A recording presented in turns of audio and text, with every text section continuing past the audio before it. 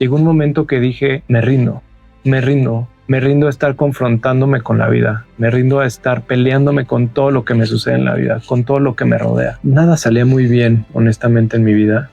La sociedad no salía bien, yo anímicamente no me sentía bien, aunque estaba muy contento con la decisión de casarme. En retrospectiva recuerdo la tristeza dentro de la luna de miel, pero mi tristeza no era el casarme, sino era la situación con mi persona. Y de pronto, en un instante, volteé y tenía un coche de frente. Golpeé a una velocidad moderada. Había sido tan fuerte el impacto que no sabía qué me había pasado.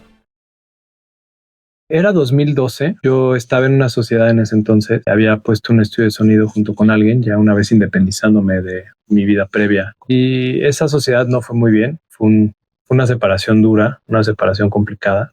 Y había sido una época muy difícil en el cine, de venir de Hollywood, de venir de hacer proyectos muy grandes, regresar a la escena nacional en un momento donde el cine no estaba generando tanto. Entonces buscar oportunidades y encontrarlas no era tan fácil.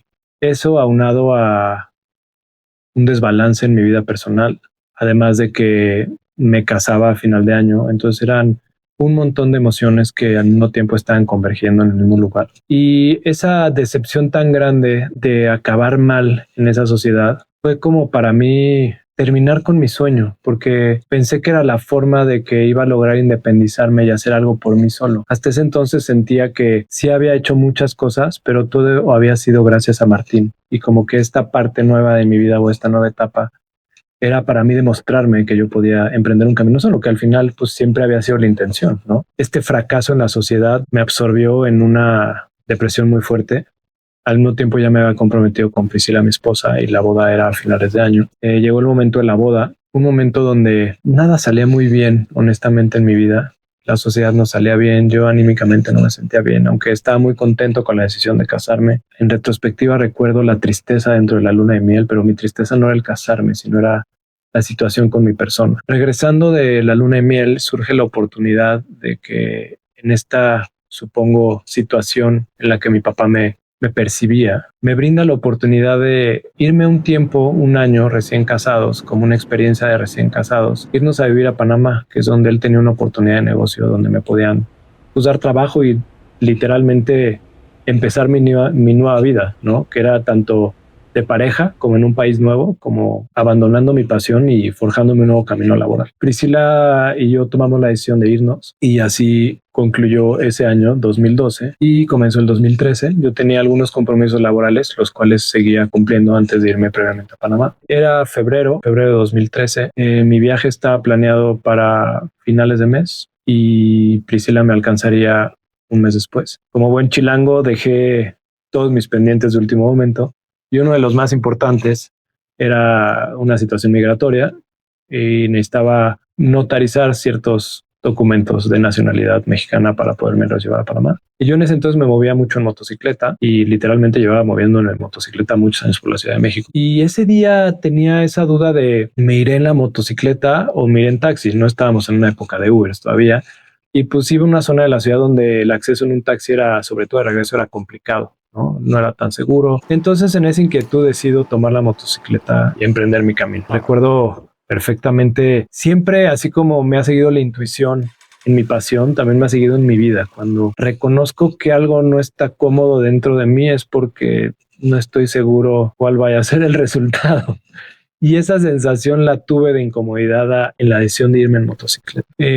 Tomé la motocicleta, pues ahora sí que esquivé el tráfico típico de un lunes, por la mañana en Ciudad de México, yendo hacia el centro de la ciudad. Y pues tampoco había estas cosas como el Waze que hay ahora y otras cosas como localizadores. Y bueno, tomé las referencias de dónde iba. Y ya cuando las señales de tránsito me indicaban y los señalamientos que estaba cerca, pues empecé a poner más atención a los señalamientos mismos, ¿no? Para no perderme. Era una zona en la cual yo nunca había ido. Y de pronto en un instante volteé y tenía un coche de frente. Golpeé a una velocidad moderada y de ahí recuerdo darme una marometa en el aire, como que ver arriba abajo el cielo y luego un impacto con la espalda en el parabrisas. Posteriormente rodar al cofre y finalmente terminar en el pavimento.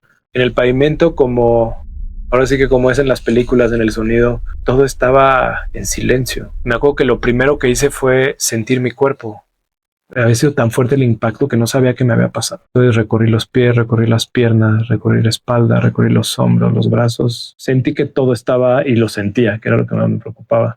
Y poco a poco ese sonido ensordecedor empezó a regresar y es cuando empecé a escuchar pues, el humo del coche, la gente que se acercaba, tráfico, claxons, etcétera. Y fue cuando me empecé a percatar de los dolores que sentía mi cuerpo. Posteriormente, bueno, logré sacar mi celular de la bolsa y pasárselo a una persona que llegó a ayudarme. Y lo único que les pedí es no me quiten el casco y le pedí que llamara a Priscila, mi esposa. Priscila, de la misma forma, tenía esa intuición como esa sensación de que no me debía ir en moto. Entonces estaba muy pendiente de que yo le avisara que había llegado bien. Y pues esta persona la puso en altavoz y le dije, Pri, acabo de tener un accidente en la moto, no sé bien qué pasó, estoy bien, te aviso al hospital donde me vayan a llevar.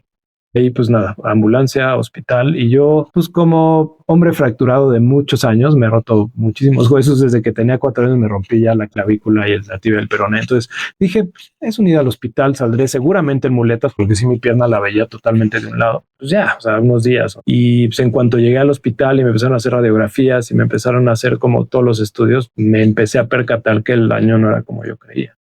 Tenía destrozada la pierna izquierda, tenía un daño que hasta en ese entonces todavía no sabía qué tan complejo sería, pero sí había que reconstruir la pierna izquierda. Tenía fracturas en la columna, tenía lastimadas las cervicales y una herida en el abdomen y en los testículos muy fuerte.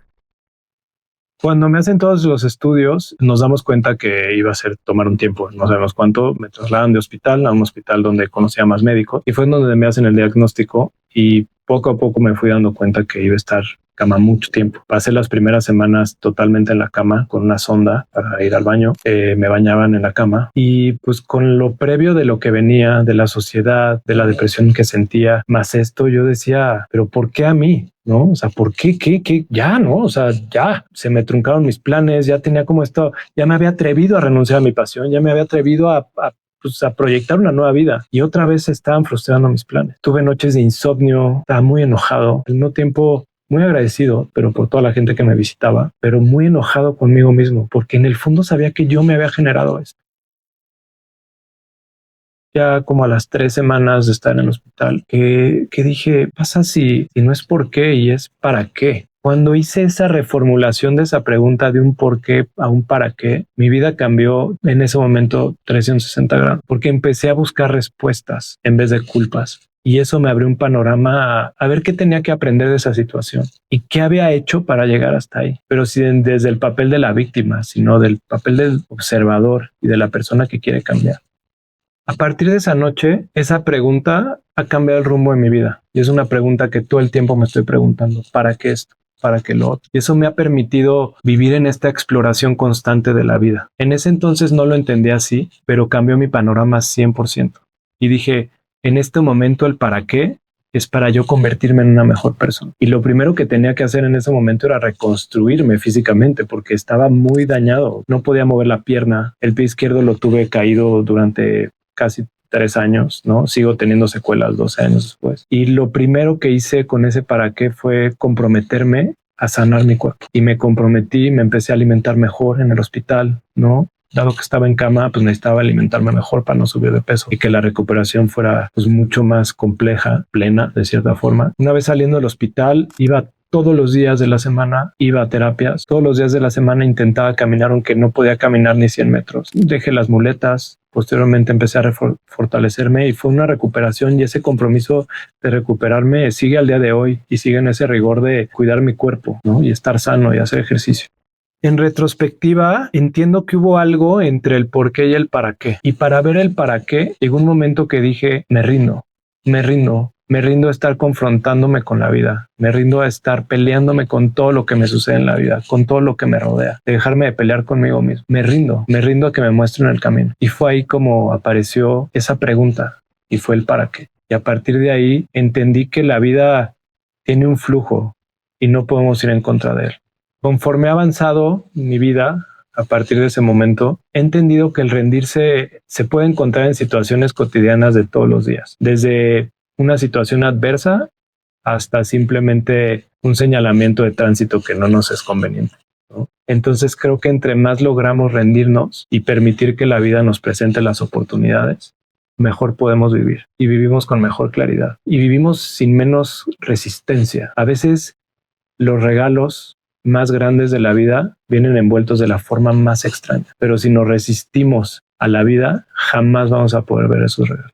En mi caso, fue un accidente y casi perder la vida para permitir rendirme, pero tuve muchas señales previas: estar infeliz, tener una ruptura en una sociedad muy fuerte, renunciar a mi pasión. Tuve muchas señales previamente a tener ese impacto y la vida me mostró el camino una y otra vez y me resistí hasta que llegó el momento que me impactó de tal forma que no tuve de otra más que rendirme.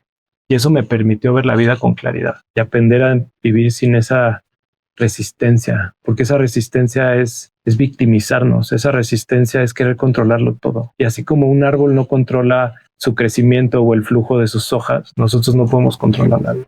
¿Qué pasaría si en vez de vivir en el por qué, lo vuelves en un para qué? En mi caso, el para qué fue descubrir que había una forma de vivir la vida, una forma sin resistencia, una forma en la que las cosas aparecen de la forma que deben aparecer, cuando todo se vuelve abundante, cuando todo puede ser gratificante y cuando a veces la adversidad se vuelve un regalo. Yo le diría a la gente que intente buscar el para qué y esté atento a las posibilidades que se abren ante la vida.